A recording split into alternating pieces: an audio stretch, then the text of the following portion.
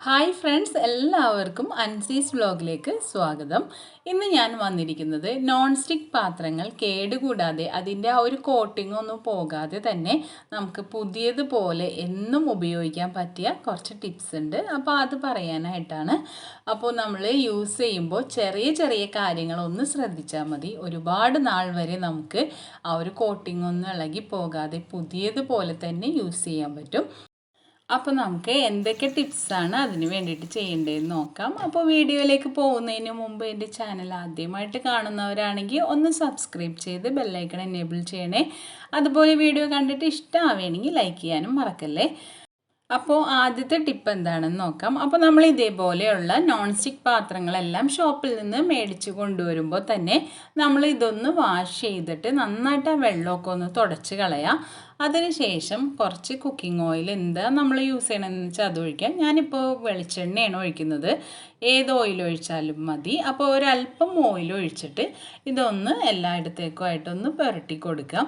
ഇങ്ങനെ നമ്മൾ ഓയിൽ തടവിയിട്ട് മാത്രം ഇത് വെക്കുക. എന്നിട്ട് നമ്മൾ ഇത് കുക്ക് ചെയ്യുന്ന സമയത്ത് വാഷ് ചെയ്ത് കുക്ക് ചെയ്യാവുന്നതാണ്. അപ്പോൾ ഈ ഒരു രീതിയിൽ നമ്മൾ ആദ്യം തന്നെ മേടിക്കുമ്പോൾ തന്നെ ഫസ്റ്റ് ചെയ്ത് വെക്കുക. നമ്മൾ ഒരുപാട് ആഗ്രഹിച്ച് ഇഷ്ടപ്പെട്ട് ഒരുപാട് വിലയൊക്കെ കൊടുത്ത് ഇതേപോലെ നോൺ സ്റ്റിക്ക് പാത്രങ്ങൾ മേടിച്ചിട്ട് അത് പെട്ടെന്ന് ആ ഒരു കോട്ടിങ് ഇളകി പോണ കാണുമ്പോൾ എല്ലാവർക്കും തന്നെ വളരെ വിഷമമാണ്. അപ്പോൾ നമുക്ക് ഇതേപോലെയുള്ള ചെറിയ ചെറിയ കുറച്ച് ടിപ്സ് ശ്രദ്ധിച്ചാൽ മതി. ഇത് കുറേ നാൾ നമുക്ക് യൂസ് ചെയ്യാൻ പറ്റും. അതും ഈ ഒരു കോട്ടിങ് ഒന്നും ഇളകി പോകാതെ തന്നെ നമുക്ക് യൂസ് ചെയ്യണം എങ്ങനെയെന്ന് നോക്കാം. അപ്പോൾ അടുത്ത ടിപ്പിലേക്ക് പോകാം. നോൺ സ്റ്റിക്ക് പാത്രങ്ങൾ നമ്മൾ കുക്ക് ചെയ്യാൻ വേണ്ടി ഗ്യാസ് സ്റ്റോപ്പിലേക്ക് വെക്കുമ്പോൾ ഒരിക്കലും ഹൈ ഫ്ലെയിമിൽ വെക്കരുത്. ലോ ഫ്ലെയിമിൽ മാത്രം വച്ചിട്ട് നമ്മൾ നോൺ സ്റ്റിക്ക് പാത്രങ്ങൾ ഗ്യാസ് സ്റ്റോപ്പിലേക്ക് വെക്കുക. ഒരുപാട് നേരം ഗ്യാസ് സ്റ്റോപ്പിൽ നോൺ സ്റ്റിക്ക് പാത്രത്തിൽ നമ്മുടെ ഫുഡ് ഐറ്റംസ് ഒന്നും ഇല്ലാതെ വെക്കരുത്. അങ്ങനെ ഓവർ ഹീറ്റ് ചെയ്യുമ്പോഴും ആ ഒരു കോട്ടിങ് ഇളകി പോകാൻ കാരണമാവും. നമ്മൾ കുക്ക് ചെയ്യുമ്പോൾ സാധാരണ ഇൻഡാലിയത്തിൻ്റെ ചീനച്ചട്ടിയൊക്കെ ആണെങ്കിൽ ഗ്യാസ് സ്റ്റോപ്പിൽ വെച്ച് ആ വെള്ളമൊക്കെ വലിഞ്ഞ് ചൂടായതിന് ശേഷമൊക്കെ വെളിച്ചെണ്ണ ഒഴിച്ചാൽ മതി.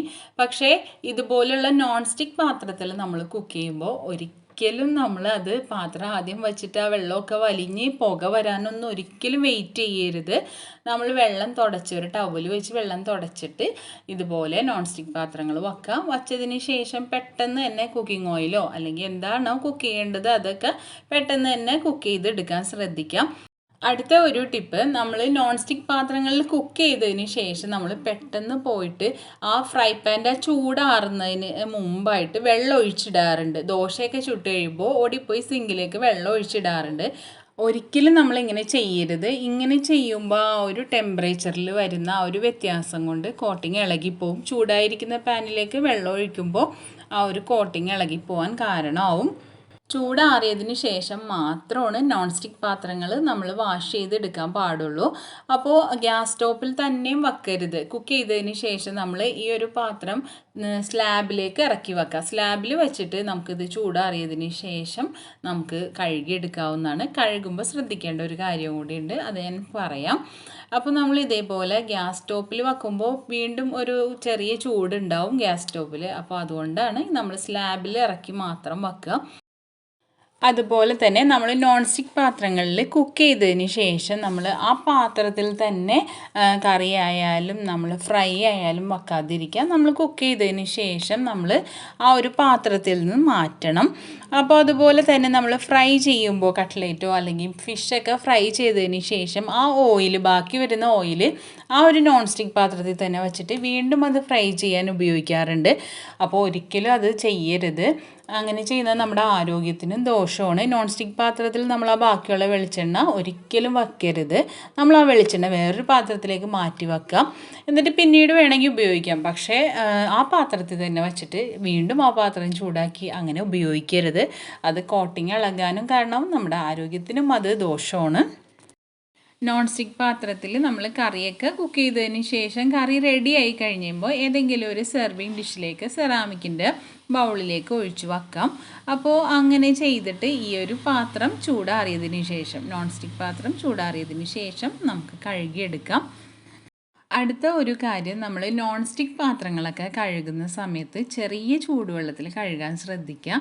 അപ്പോൾ പാത്രങ്ങളൊക്കെ നമ്മൾ കഴുകുന്ന സമയത്ത് നോൺ സ്റ്റിക്ക് പാത്രങ്ങൾക്ക് മാത്രമായിട്ട് വെള്ളം ചൂടാക്കിയൊക്കെ എടുക്കാനൊക്കെ ബുദ്ധിമുട്ടാണ്. പക്ഷെ ഒരു മിനിറ്റ് മതി, ചെറുതായിട്ടൊന്ന് ചൂടാക്കിയാൽ മതി. ഒരുപാട് തിളപ്പിക്കുകയൊന്നും വേണ്ട. ചെറിയ ചൂടുള്ള വെള്ളത്തിൽ നമ്മൾ കുറച്ച് ലിക്വിഡ് ഒഴിച്ചിട്ട് അതിനകത്ത് സ്പോഞ്ച് മുക്കിയിട്ട് വാഷ് ചെയ്യുക. അപ്പോൾ അങ്ങനെ കുറച്ചൊന്ന് ശ്രദ്ധിച്ചാൽ മതി. ഇങ്ങനെയുള്ള പാത്രങ്ങളൊക്കെ നമുക്ക് കുറേ നാൾ വരെ യൂസ് ചെയ്യാൻ പറ്റും, കേടുകൂടാതെ കോട്ടിങ്ങൊക്കെ പോവാതെ.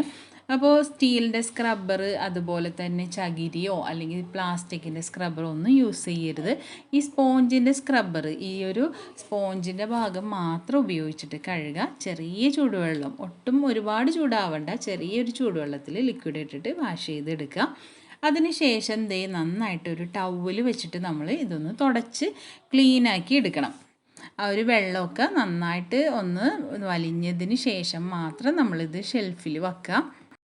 നോൺ സ്റ്റിക്ക് പാത്രത്തിൻ്റെ ഉള്ളിൽ നമ്മൾ വേറൊരു നോൺ സ്റ്റിക്ക് പാത്രമോ അല്ലെങ്കിൽ സ്റ്റീലിൻ്റെ പാത്രങ്ങളോ ഒന്നും തന്നെ വെക്കരുത്. നമ്മൾ ഈ ഒരു നോൺ സ്റ്റിക്ക് പാത്രമാണ് നമ്മൾ വാഷ് ചെയ്ത് കഴിഞ്ഞ് തുടച്ചൊക്കെ എടുത്തതെങ്കിൽ ഈ ഒരു പാത്രം മാത്രമായിട്ട് നമ്മൾ ഒന്നിലേക്ക് ഇതിൻ്റെ തന്നെ ലിഡ് വെച്ചിട്ട് മൂടി വെക്കുക. അല്ലാന്നുണ്ടെങ്കിൽ ഒന്ന് ഹാങ് ചെയ്തിടുക, അല്ലെങ്കിൽ ഇതേപോലെ കമഴ്ത്തിയിട്ട് ഷെൽഫിൽ വെക്കാവുന്നതാണ്. അടുത്ത ഒരു കാര്യം എല്ലാവർക്കും തന്നെ അറിയാൻ പറ്റും, പക്ഷെ ആരും അത് ശ്രദ്ധിക്കാറില്ല. നമ്മൾ കുക്ക് ചെയ്യുന്നതിൻ്റെ തിരക്കിൽ സ്റ്റീലിൻ്റെ സ്പൂണോ സ്റ്റീലിൻ്റെ സ്പാച്ചുലൊക്കെ അറിയാതെ ഉപയോഗിച്ച് പോവും. പക്ഷേ അങ്ങനെ ചെയ്യരുത്. ഒരിക്കലും നമ്മൾ ഫ്രൈ പാനിൽ സ്റ്റീലിൻ്റെ സ്പാച്ചുലാസ് ഒന്നും ഉപയോഗിക്കരുത്. നമ്മൾ ചെറുതായിട്ട് പതിയെ ഒന്ന് ശ്രദ്ധിച്ചൊക്കെ ചെയ്യും, പക്ഷെ അതറിയാതെ ഒന്ന് കൊണ്ടുപോയി കഴിഞ്ഞ് കഴിഞ്ഞാൽ ആ ഒരു ഭാഗത്ത് പെട്ടെന്ന് കോട്ടിങ് ഇളകാൻ തുടങ്ങും. ഇതുപോലെയുള്ള സ്പാച്ചുലാസ് അല്ലെങ്കിൽ മരത്തിൻ്റെ സ്പാച്ചുലയൊക്കെ മാത്രം നമ്മൾ നോൺ സ്റ്റിക്ക് പാത്രത്തിൽ ഉപയോഗിക്കുക. അപ്പോൾ ഈ ഒരു കാര്യം വളരെ പ്രധാനപ്പെട്ട കാര്യമാണ്, നമ്മളൊന്ന് ശ്രദ്ധിച്ചാൽ മതി. അടുത്ത ഒരു കാര്യം, വളരെ പ്രധാനപ്പെട്ട ഒരു കാര്യമാണ്, നമ്മളുടെ വീട്ടിൽ ഇതേപോലെ നോൺ സ്റ്റിക്ക് പാത്രത്തിലത്തെ കോട്ടിങ് ഇളകി തുടങ്ങിയ പാത്രങ്ങളൊക്കെ ഉണ്ടാവും. അപ്പോൾ നമ്മൾ ഇത് ആദ്യം തന്നെ അങ്ങോട്ട് ഒഴിവാക്കി കളയുക. ഇങ്ങനെയുള്ള പാത്രങ്ങൾ നമ്മൾ ഒരുപാട് വില കൊടുത്ത് മേടിച്ചതാണല്ലോ, അധികം നാൾ യൂസ് ചെയ്തില്ലല്ലോ എന്നൊക്കെ വിചാരിച്ചിട്ട് കോട്ടിങ് ഇളകി പോയി തുടങ്ങുന്ന സമയത്ത് നമ്മൾ യൂസ് ചെയ്യും. പക്ഷേ ഒരിക്കലും അങ്ങനെ ചെയ്യരുത്. നമ്മൾ കുക്ക് ചെയ്യുമ്പോൾ അറിയാതെ ആ ഒരു കോട്ടിങ് ഭക്ഷണത്തിലൂടെ നമ്മുടെ വയറിലൊക്കെ പോകാൻ ചാൻസ് ഉണ്ട്. അങ്ങനെ പോകുമ്പോൾ പിന്നീട് അത് വലിയ വലിയ രോഗങ്ങളൊക്കെ ആയി മാറും. അപ്പോൾ നമ്മൾ പാത്രങ്ങൾ മേടിക്കുന്ന സമയത്ത് ഒന്ന് ശ്രദ്ധിച്ചാൽ മതി. ഈ ഒരു കോട്ടിങ്, എത്ര ലെയർ കോട്ടിങ് ഈ ഒരു നോൺ സ്റ്റിക്ക് പാത്രത്തിലുണ്ട് എന്നൊക്കെ ഒന്ന് ചെക്ക് ചെയ്തിട്ട് അത്യാവശ്യം ക്വാളിറ്റി ഉള്ളത് നോക്കി മേടിക്കുക.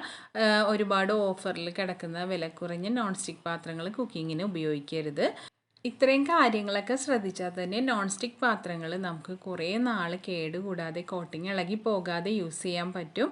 അപ്പോൾ ഈ ഒരു വീഡിയോയിൽ ഞാൻ ഇത്ര ടിപ്സൊക്കെ ഉൾപ്പെടുത്തിയിട്ടുള്ളൂ. അപ്പോൾ നിങ്ങൾക്ക് ഈ ഒരു വീഡിയോ യൂസ്ഫുള്ളായിട്ട് തോന്നുകയാണെങ്കിൽ ഒന്ന് ലൈക്ക് ചെയ്യുക. സബ്സ്ക്രൈബ് ചെയ്യാതെ കാണുന്നവരാണെങ്കിൽ സബ്സ്ക്രൈബ് ചെയ്ത് ബെല്ലൈക്കണും കൂടി ഒന്ന് എനേബിൾ ചെയ്യണേ. അപ്പോൾ അടുത്ത ഒരു യൂസ്ഫുൾ വീഡിയോ ആയിട്ട് ഇൻഷാ അല്ലാഹ് ഞാൻ ഉടനെ തന്നെ വരുന്നതായിരിക്കും. Bye bye, thank you.